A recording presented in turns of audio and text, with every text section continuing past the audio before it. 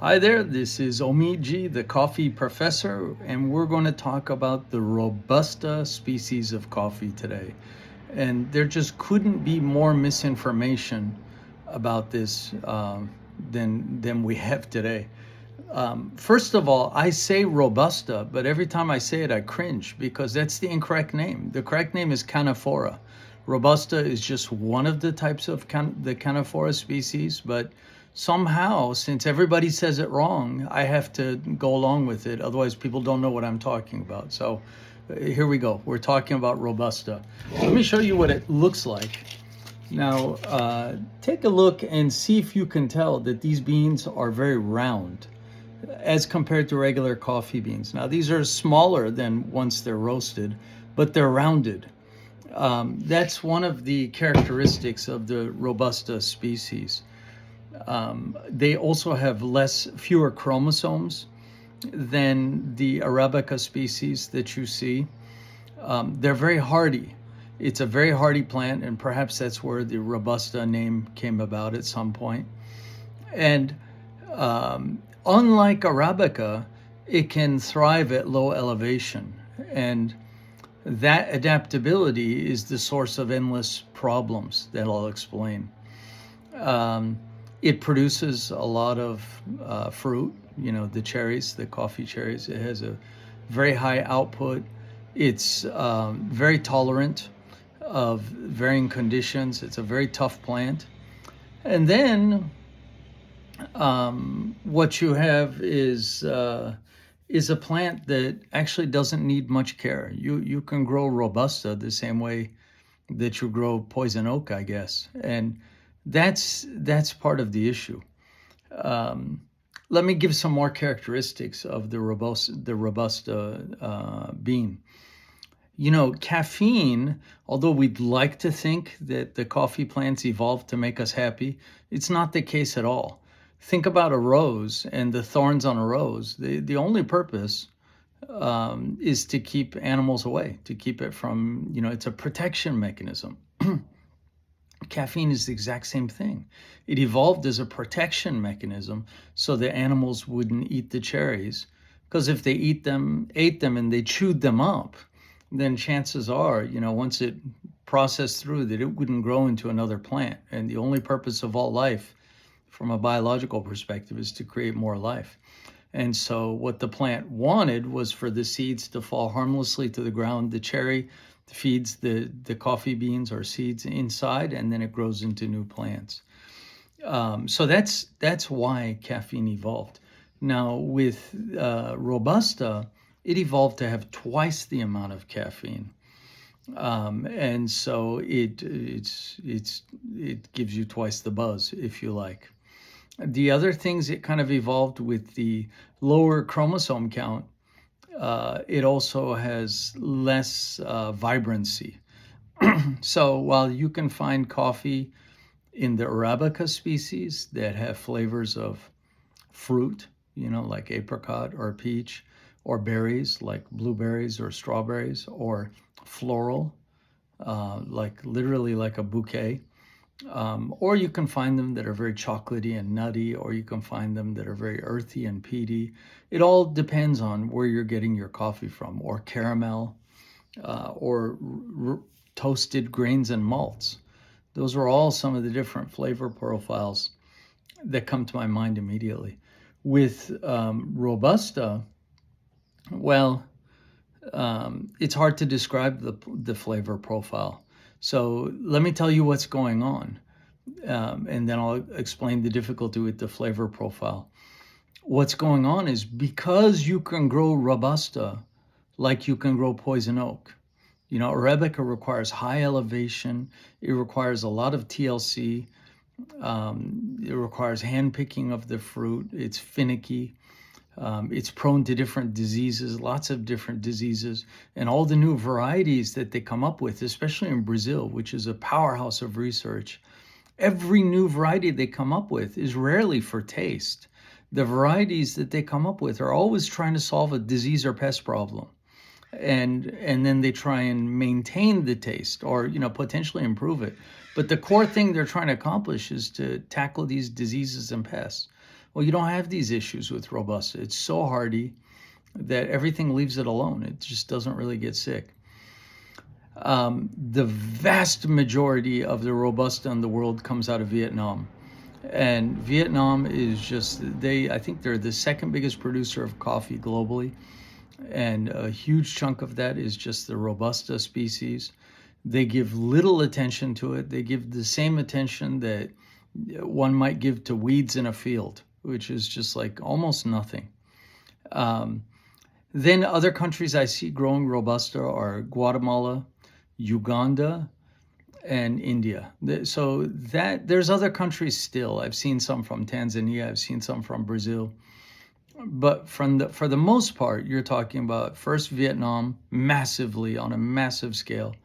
Then you're probably talking about Guatemala, India, and Uganda on similar levels. And then you see some out of Southeast Asia.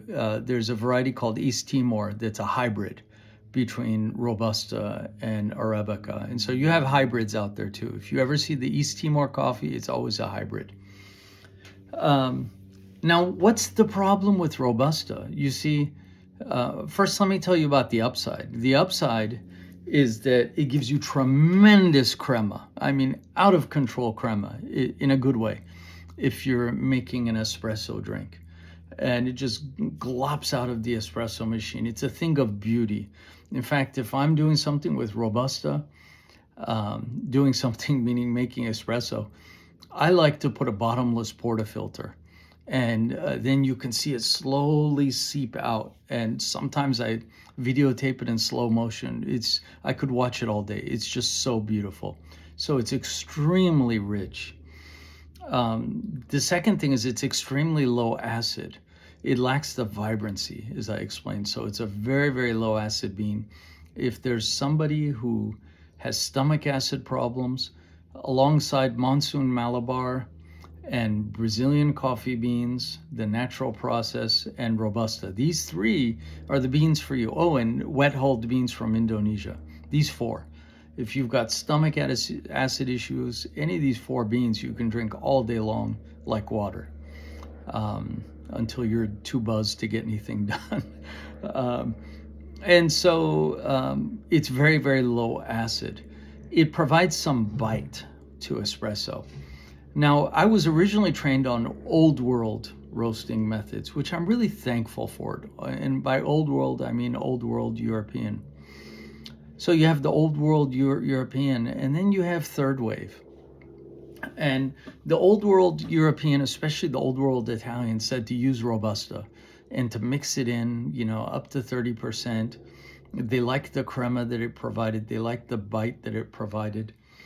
And it really made espresso more rich, as I kind of explained. The new world, if you will, is what's being called third wave.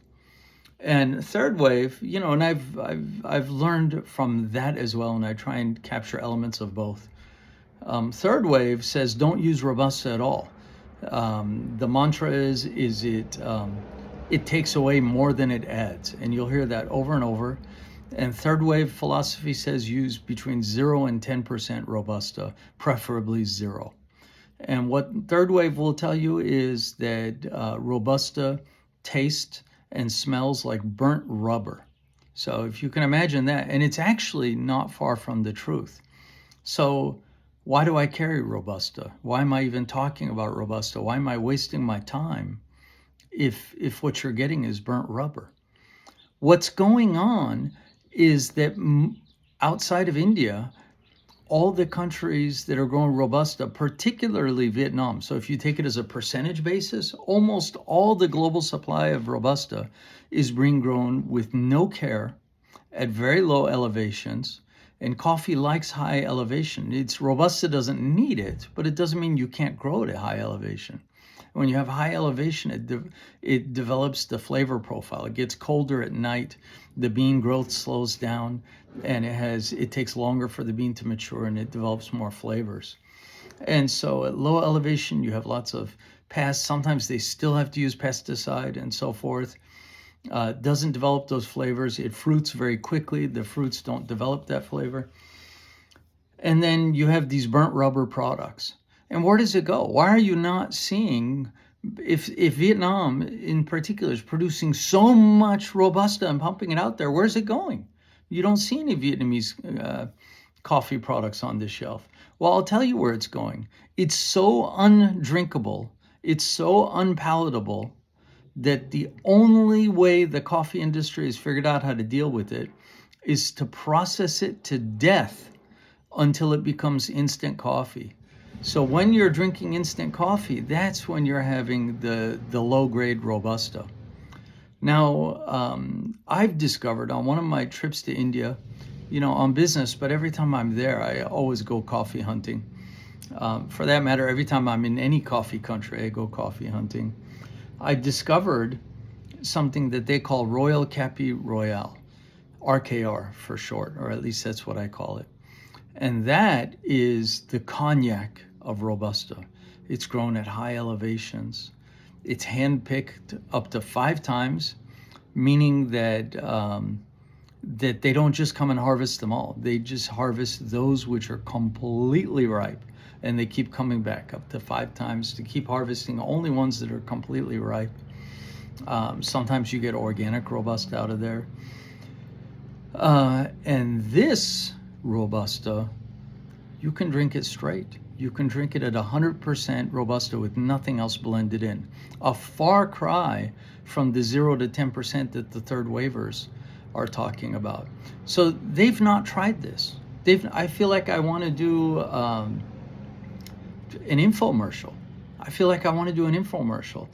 Telling the world, hey guys, I found good Robusta. It exists. The reason you're getting garbage Robusta is not because Robusta is garbage. You're getting it because of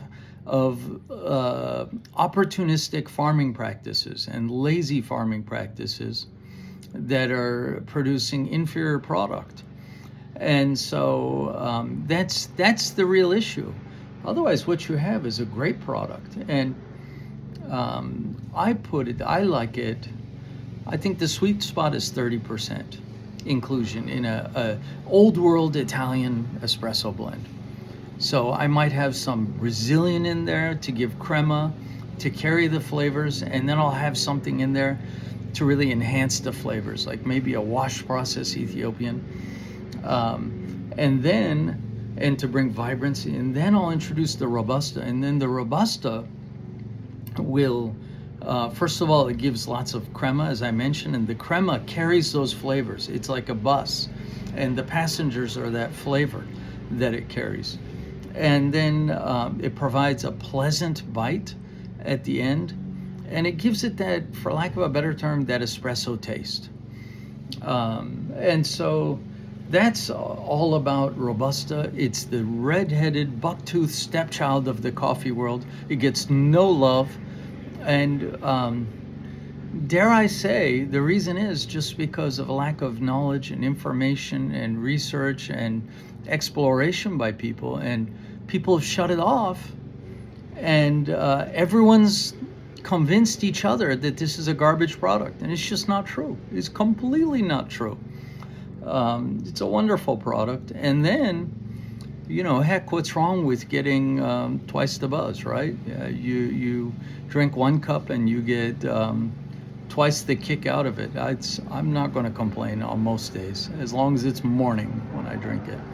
So that's all about Robusta or Canephora species coffee. I hope you enjoyed this edition of Coffee College. I'm Omid G, the coffee professor, and if you like this, please like, share, comment, and subscribe.